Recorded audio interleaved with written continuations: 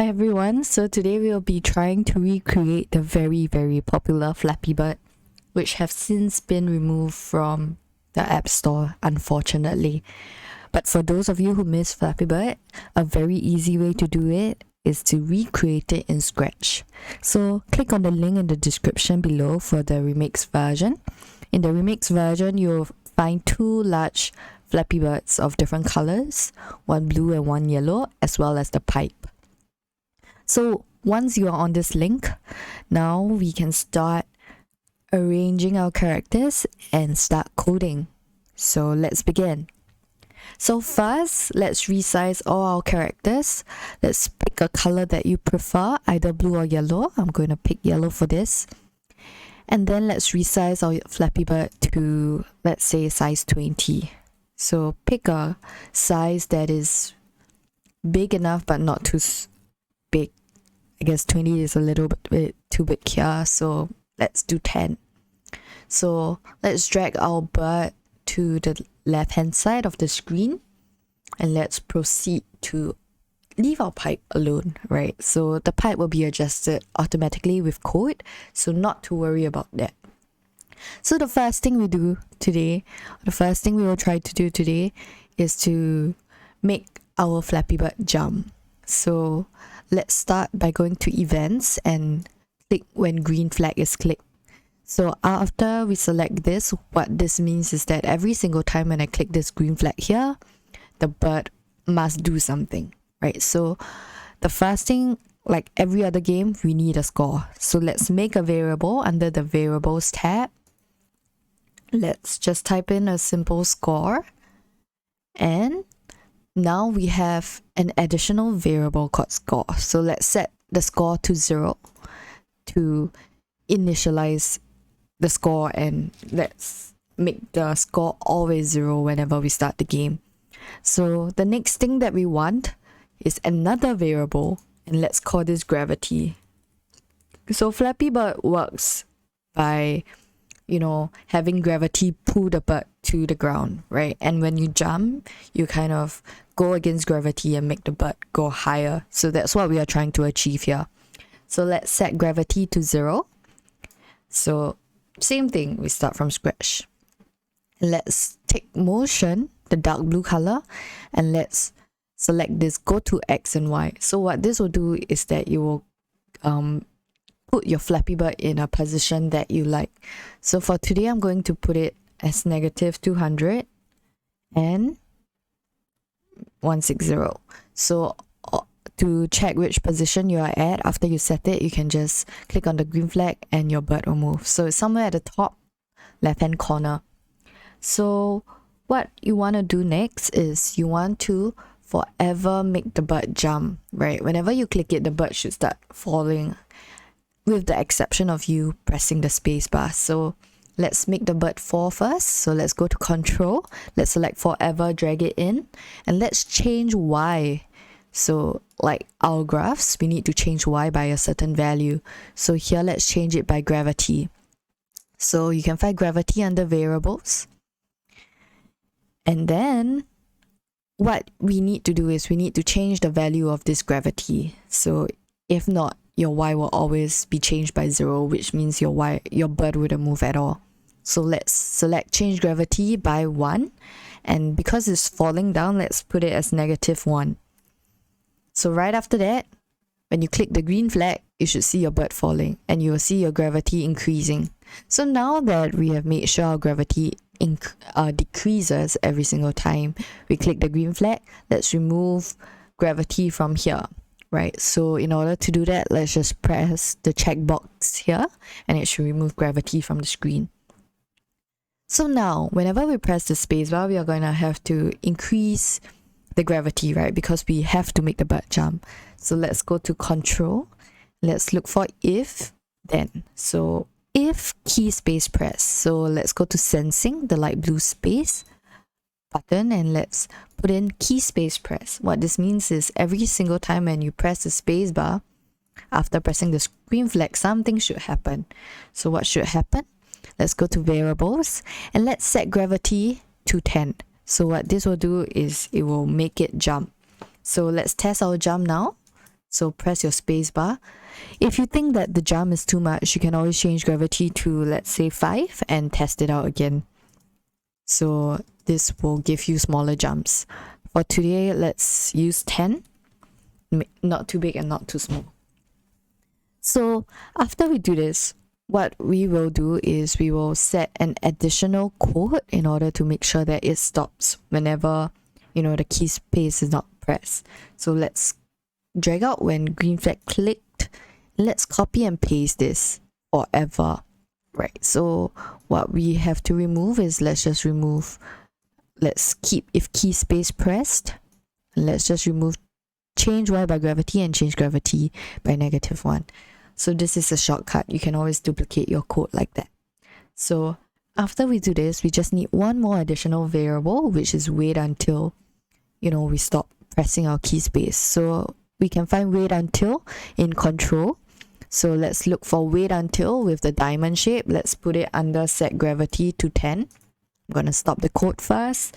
And then let's go to operators. So green will have all our operators, our random numbers, our not, etc, etc. So let's select not, wait until not, key space press. So let's duplicate it so we don't have to find it again.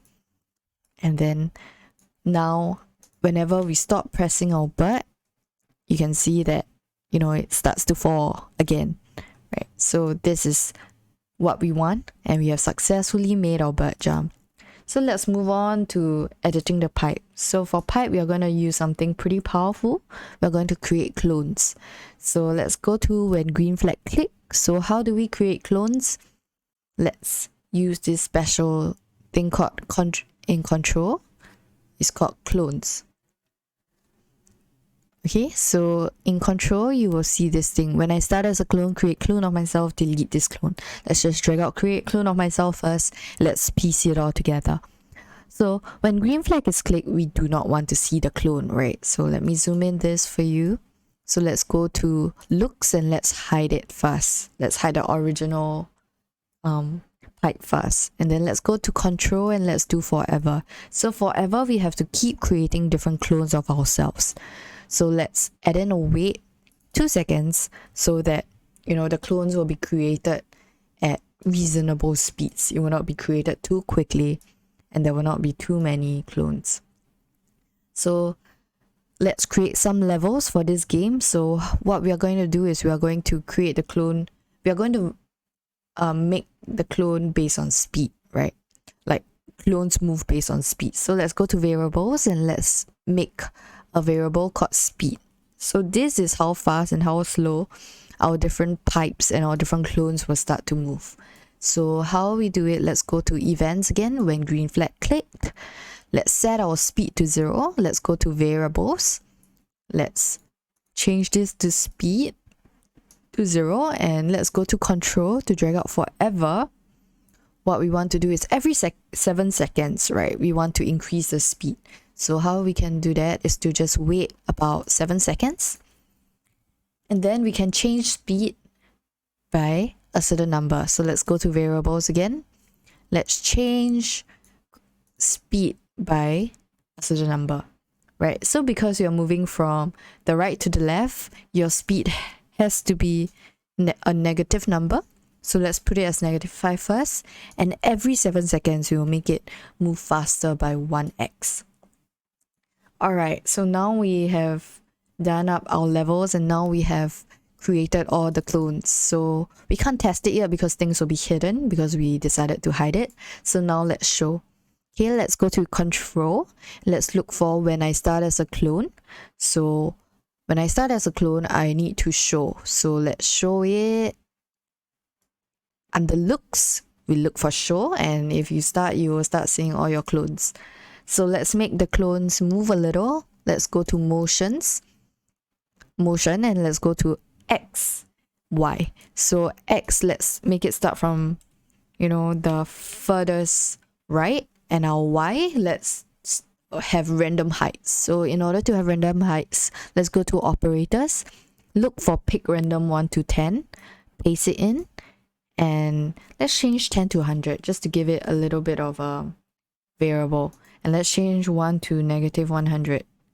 Okay, so let's do this until our X hits somewhere here. So let's hit the bird, right? So our bird was at negative 200 just now. So let's look for repeat until our X hits a certain value. So let's go to our operators to pick our less than and more than. So let's pick less than. Let's go to motion and let's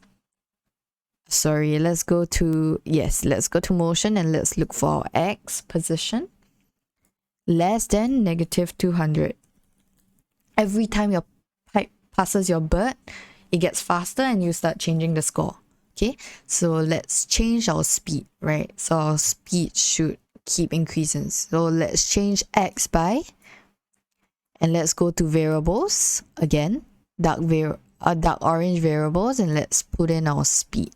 So let's select our speed to remove it from the chart, and let's change score by 1. So in variables, let's click on change gravity by 1 and let's change it to change score by 1. So let's give it a sound every single time the pipe passes. So now you see this happens, right? So let's go to sound and let's start sound, and we want the sound coin. So let's go to sounds and look for the sound coins. Okay, so it sounds something like that, like something is being collected. So let's go to code, let's change it to coin, let's stop it first, and let's delete the clone so it stops consolidating at the far end. So in order to delete the clone, we have to go and look for our control, and let's scroll all the way down and look for delete this clone. Let's paste it in, and ta-da, we are done. So now what's left is that every single time our bird hits the pipe, we need to send a game over signal.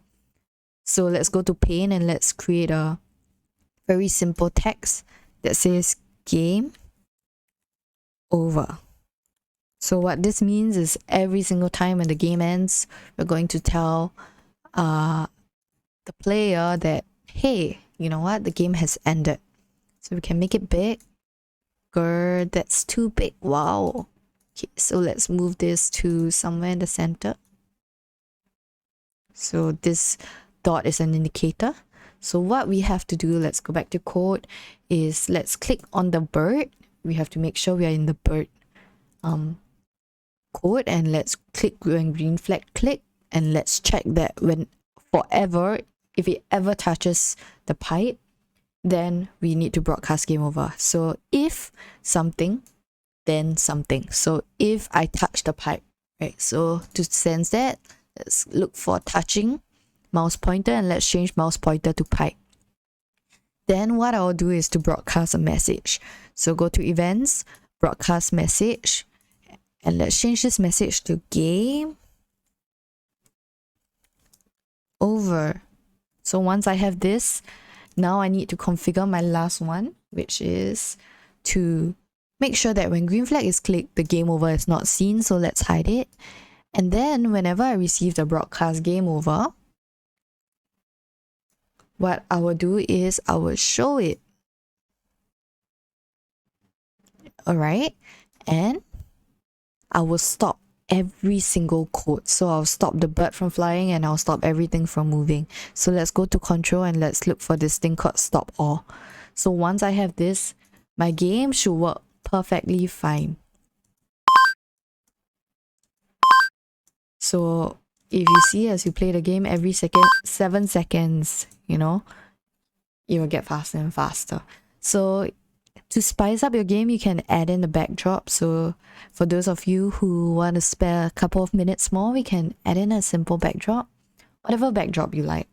And you can even, you know, change the colors of the pipe and the costumes. You can paint the bird a little bit, add your own, you know, unique colors and costumes. There are so many things you can do to make this inspired Flappy Bird game your own. And I'm sorry I was wrong. I said it will be less than 10 minutes, but I guess it's less than 15 minutes now. So I hope you have fun. I hope you enjoy the game, and I'll see you in the next tutorial.